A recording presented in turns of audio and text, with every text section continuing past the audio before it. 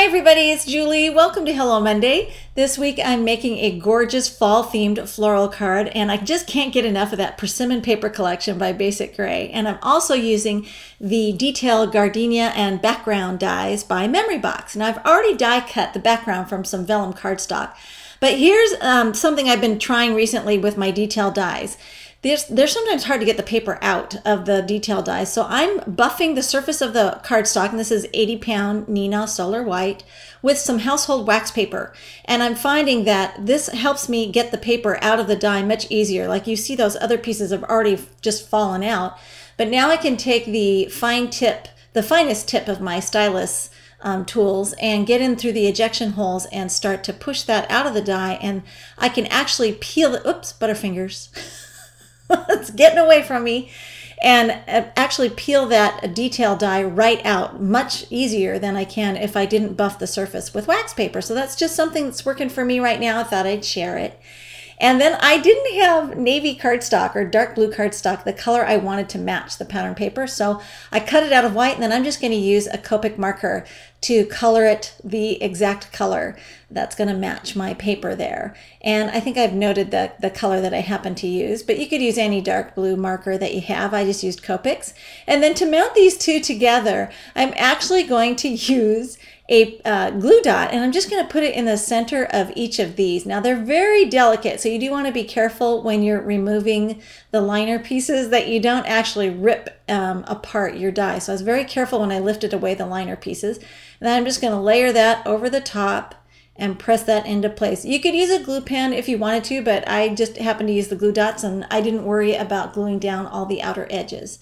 I'm going to create a banner from another piece of paper. This is about a 3/4 inch strip from the same paper collection, Persimmon. And then I'm just going to make the fishtail banners. This is one of my favorite ways to make the fishtail banners. I just use the corner of my square punch. And then I wanted to make it glittery and sparkly, just a little, just a little. So I'm going to put this piece face down into my Xyron adhesive tool, and this is the fun little 1.5 inch wide adhesive tool by Xyron, and I just love it for adding some adhesive all over the whole surface. I'm going to burnish the edges really quick with the edge of my stylus tool, and that'll get rid of the adhesive boogers. You know, sometimes you get those little glabs of adhesive and they're all stringy and everything, so that just kind of helps get rid of them. And then I can peel away the liner paper, and I'm also going to be working with the Stickles dry rock candy glitter. And this is fun because it looks like sugar. And I'm just going to press it all over the top into the surface of the paper, and you'll see that now I've kind of made my own glitter ribbon. Isn't that cool?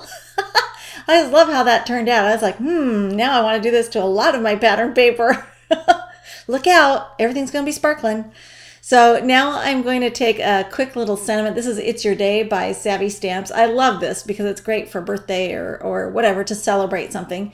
And I'm just going to use my tweezers there. I wanted to make a little bit narrower banner. So I'm just getting all my pieces ready to go here. And then I'll start assembling the card. So I'm just going to line that up in my guillotine trimmer, shave that off a little bit, and that's much better, much narrower.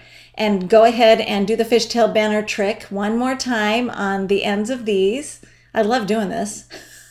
I probably should quit. It's probably boring. You guys have seen me do it a million times, but oh well, I like it. So I'm just going to do it. And I'm using the Neenah Desert Storm. This is a craft cardstock for my base.